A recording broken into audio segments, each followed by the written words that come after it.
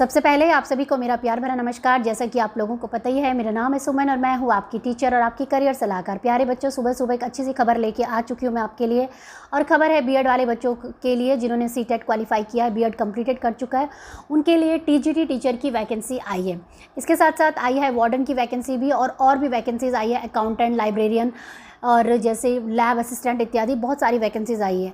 ठीक है, तो आज का वीडियो होने वाला है इसी के बारे में। और ये जो वैकेंसी आई है ये निकली है एकलव्य मॉडल रेजिडेंशियल स्कूल। तो सबसे पहले तो मैं आपको बताना चाहूँगी कि जैसे कि आपको पता है कि नवोदय विद्यालय की तरह ही ये स्कूल भी रेजिडेंशियल स्कूल होता है। यहाँ पे जो ट्राइबल एरिया के बच्चे होते हैं वो पढ़ते हैं और ये जो नौकरी होती है ये सेंट्रल गवर्नमेंट की होती है। तो कुल मिला के मतलब कि अच्छा खासा आपका पैकेज होने वाला है अगर आपका सिलेक्शन हो पाता है। ठीक है, तो इस वीडियो में हम बेसिकली बात करेंगे सबसे पहले कितनी पोस्टें आई हैं। ठीक है, सबसे पहले हम बात करेंगे पोस्ट के बारे में और उसके बाद हम करेंगे एलिजिबिलिटी, कौन कौन अप्लाई कर सकता है, और उसका एग्ज़ाम पैटर्न हम डिस्कस करेंगे और नेगेटिव मार्किंग होगी या नहीं, क्योंकि यही बच्चों के मेन पॉइंट्स होते हैं। और अगर आप इस वीडियो को देख लेंगे तो आई डोंट थिंक सो कि आपको और कहीं पर रिसर्च करने की ज़रूरत पड़ेगी। ठीक है, तो ये है आपके इंपॉर्टेंट इस वीडियो के पॉइंट। तो सबसे पहले हम नीचे स्क्रॉल करेंगे और ये पीडीएफ आप मेरे टेलीग्राम चैनल से भी ले सकते हैं। मेरे टेलीग्राम चैनल का नाम भी टीचिंग और लर्निंग हब है और मुझे इंस्टाग्राम पे भी फॉलो कर सकते हैं क्योंकि वहाँ पे भी मैं काफ़ी अपडेट देती रहती हूँ। इसके साथ साथ अगर किसी बच्चे को करियर हेल्प चाहिए तो वो भी मुझसे ले सकते हैं, जो कि 99 रुपीज़ पे करके आप मुझसे फ़ोन पर बात कर सकते हैं। ठीक है, तो सबसे पहले तो मैं आपको बताऊँगी कि इसके जो फॉर्म है वो 18 अगस्त तक आप भर सकते हैं। लेकिन मैं आप लोगों को बोलना चाहूँगी कि कोई भी बच्चे देर ना करें, क्योंकि जब आप जितना लेट करते हैं तो आपका एग्जामिनेशन सेंटर में भी दिक्कत होती है और दूसरा ये कि कभी कभी सर्वर भी डाउन हो जाता है। ठीक है, तो देखो टीजीटी टीचर के लिए आपको 1500 फीस देनी है और हॉस्टल वार्डन की भी आई है यहाँ पे। तो हॉस्टल वार्डन मेल और फीमेल दोनों के लिए आई है। ठीक है, ये है। अब नेक्स्ट बढ़ते हैं आगे कि भाई कितनी वैकेंसीज आई है। तो वैकेंसीज़ की अगर मैं बात करूँ तो देखिए ये लिखा है उन्होंने पूरा वैकेंसीज 5660 वैकेंसीज आई है टीजीटी टीचर के लिए, हॉस्टल वार्डन और हॉस्टल फीमेल वार्डन, कुल मिला के 6329 वैकेंसीज आपकी आई है। और अगर पोस्ट की मैं बात करूं कि टीजीटी टीचर किस सब्जेक्ट के लिए आई है तो देखो Hindi, English, math, social studies और साइंस, इन सब के लिए आपके लिए आई है। ठीक है, और आपकी कैटेगरी के हिसाब से भी आपके लिए किसके लिए कितनी वैकेंसीज़ है ये भी आप चेक कर सकते हैं।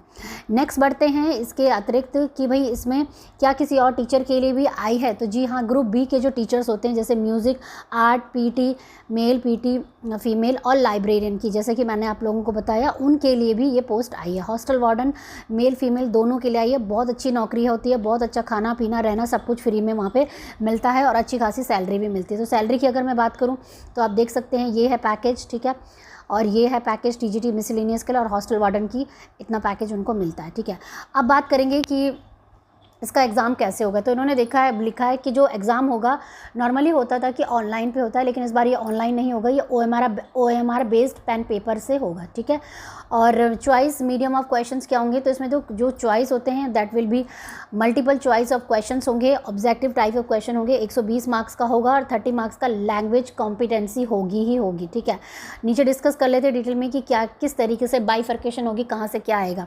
तो सबसे पहले जनरल अवेयरनेस आएगी, रीजनिंग एबिलिटी आएगी, नॉलेज ऑफ आईसीटी का मतलब होता है information computer technology, teaching aptitude आएगा। तो आपको पता है कि ये शिक्षा संबंधित पद्धति कोर्स है तो इसमें टीचिंग का सबसे ज़्यादा पूछा जाता है। तो ये सब आएंगे 10-10 नंबर के आपके। उसके अलावा जो सबसे ज़्यादा स्कोरिंग हो, जिसमें सबसे ज़्यादा मार्क्स होंगे, वो होगा 80 मार्क्स का।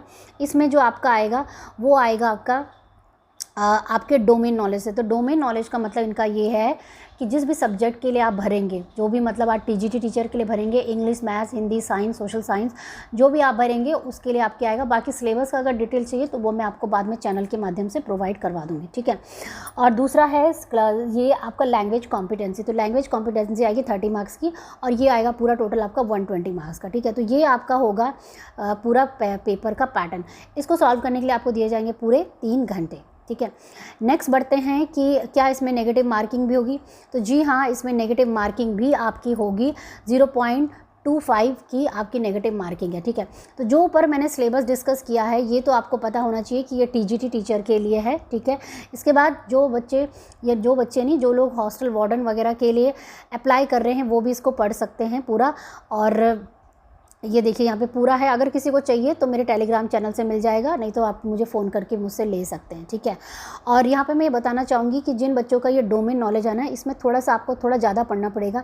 एक तो NEP 2020 के बारे में पढ़ना पड़ेगा, खेलो India, fit India and other similar program जो गवर्नमेंट ऑफ इंडिया के द्वारा चलाए जा रहे हैं, इनके बारे में भी आपको नॉलेज होनी चाहिए, क्योंकि ये भी आपको पूछा जाएगा, ठीक है। तो ये है आपका एग्ज़ाम पैटर्न जो कि मैंने आपको डिस्कस किया। अब डिस्कस करते हैं बच्चों इंपॉर्टेंट एस्पेक्ट जो कि सब बच्चों को ध्यान से सुनना है। उसमें लिखा है कि आपकी एलिजिबिलिटी क्राइटेरिया क्या होनी चाहिए, क्वालिफिकेशन, ठीक है, कौन कौन बच्चा इसे अप्लाई कर सकते हैं। TGT English, Hindi, third language, mathematics, social science and social science, इसमें देखो उन्होंने डिटेल में लिखा है। सबसे पहले तो एज जो है वो आपकी 35 से ज़्यादा नहीं होनी चाहिए। बाकी जो SC ST OBC है उनके लिए रिलैक्सेशन है depending upon the government rule के हिसाब से, ठीक है। तो इसमें आपने लिखा है कि एसेंशियल क्वालिफिकेशन क्या लिखा है, 4 years integrated degree course of regional college of education NCERT और other NCT recognised institution concern subject, मतलब कि आपके पास जो भी आपका 4 year इंटीग्रेटेड डिग्री प्रोग्राम होना चाहिए वो आप कर सकते हैं। बाकी और या तो bachelor of honours degree in the concern subject, candidate should have studied requested subject for at least 2 years in the 3 degree courses, ठीक है। तो जैसे मान लीजिए वो ये कह रहे हैं कि जिस सब्जेक्ट के लिए भी आप टीचर बनना चाहते हो ना, कम से कम वो आपने 2 साल फुल टाइम पढ़े होने चाहिए अपने सब्जेक्ट में। यहाँ पे मैं केवल स्पेसिफिक बताऊँगी सोशल साइंस के टीचर बनने के लिए, क्योंकि उनका ही सबसे ज़्यादा गड़बड़ होता है। जिन्होंने इंग्लिश का टीचर बनना है उनका कोई प्रॉब्लम नहीं, जिन्होंने हिंदी का बनना उनका कोई प्रॉब्लम नहीं है। देखिए हिंदी के लिए तो देखो उन्होंने साफ लिखा है कि Hindi as a subject in all 3 degree courses में पढ़ा होना चाहिए, ऑल 3 years। लेकिन जो बच्चे मैथ्स के टीचर बनना चाहते हैं उसके लिए होता है कि बैचलर डिग्री इन मैथमेटिक्स आपके पास होनी चाहिए along with physics and any one of the following subject, chemistry, electronic, computer science और स्टैटिक्स आपने पढ़ा होना चाहिए, ठीक है। ये मैथ्स के टीचर के लिए। सोशल साइंस के टीचर की अगर मैं बात करूं तो सोशल साइंस के टीचर बनने के लिए आपको लिखा है इन्होंने कि the candidate should have study any 2 of the subject out of the following subject combination graduation level, मतलब कि जो अगर आपने ग्रेजुएशन लेवल में हिस्ट्री विद ज्योग्राफी के साथ इकोनॉमिक्स पॉलिटिकल साइंस पढ़ी हो, या ज्योग्राफी के साथ with history economics politics science पढ़ी हो, या history geography as ever should have been study all 3 years in the graduation. तो कहने का मतलब ये कि आपका जो सब्जेक्ट है ना वो हिस्ट्री और ज्योग्राफी के ही अंडर में आना चाहिए। मतलब हिस्ट्री के साथ आपने पॉल साइंस ले लिया तो भी अच्छा है, इकोनॉमिक्स ले लिया तो भी अच्छा है, ज्योग्राफी के साथ इनमें से कोई भी ले लिया तो अच्छा है, तो आप उस बेसिस पे अप्लाई कर सकते हो, ठीक है। और बाकी जिन्होंने साइंस का टीचर बनना है तो देखिए बॉटनी, जूलॉजी एंड केमिस्ट्री जिनका होगा तो the candidate should have study botany, zoology and chemistry during all 3 years of study in a graduation. In case of such university which provide only 2 subjects in the final year of graduation, the candidate should have studied any of the 2 subjects botany, zoology and chemistry in the final year of examination and all the 3 subjects botany and zoology. मतलब कहने का मतलब ये कि ये 3 years में पढ़े हों। कुछ यूनिवर्सिटी ऐसे है जो लास्ट ईयर में ही इनको अडॉप्ट करती है, लेकिन फिर भी आपने ये तीनों के तीनों पढ़े होने चाहिए, ठीक है। ये आपका है आपके जो क्राइटेरिया। बाकी म्यूज़िक टीचर बनने के लिए क्या करना है आप देख सकते हैं, आर्ट के टीचर बनने के लिए क्या करना है, ठीक है, क्या कर सकते हैं वो degree in fine art, BA degree in fine arts में आपकी होनी चाहिए, bachelor degree in physical education, जो फिजिकल एजुकेशन के टीचर बनना चाहते हैं। तो बेसिकली जो सबसे ज़्यादा जो कन्फ्यूजन होता है वो होता है सोशल साइंस के टीचर को, और बाकी जो इंग्लिश टीचर है उनको ग्रेजुएशन में 3 years आपका पढ़ा होना चाहिए, ठीक है। तो ये बेसिक रिक्वायरमेंट है। बाकी आपको पता ही है B.Ed आपने क्वालिफाई होना चाहिए और आपका CTET इसमें क्वालिफाई होना चाहिए, ये सबके लिए ही कंपलसरी है, ठीक है। सबके ये है बच्चों आपका पूरा डिटेल। बाकी 5 years 3 years ये देखिए पूरा किसके लिए कितना कितना गैप दिया हुआ है कि किस एज तक आप अप्लाई कर सकते हो। तो आई थिंक मैंने सारे पॉइंट ही आपके कवर कर दिए हैं। तो इस वीडियो को सुनने के बाद और देखने के बाद भी किसी का कोई प्रश्न है तो वो मुझे पूछ सकता है। बाकी अगर आपको पढ़ना क्या है, सिलेबस कहाँ से लेना है, तो वो ये वेबसाइट है, देखो नेस्ट की वेबसाइट है, यहाँ पे जाके आप इसे सिलेबस को डाउनलोड कर सकते हैं। बाकी अप्लाई करने के लिए भी आप यहीं पे अप्लाई कर सकते हैं, ठीक है। तो ये है बच्चों पूरा प्रोसेस जो कि आपने इस वैकेंसीज़ को देखना है। फिर भी मैं ये कहूँगी कि अप्लाई करने से पहले आप जो उनकी एलिजिबिलिटी है उसे ज़रूर चेक कर लें, ठीक है। अपनी एलिजिबिलिटी को पूरा चेक करने के बाद ही आप इसे कर सकते हैं, ठीक है।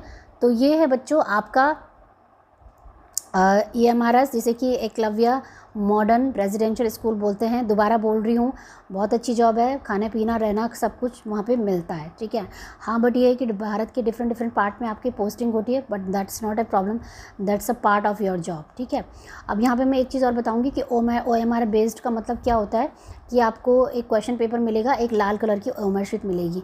तो क्वेश्चन पेपर को तो आप घर ला सकते हो, OMR शीट में जैसे जो भी आंसर सही होगा उसको इस तरीके से काले गोले लगाने पड़ते हैं, ठीक है, ये इस तरीके से भरने पड़ते हैं।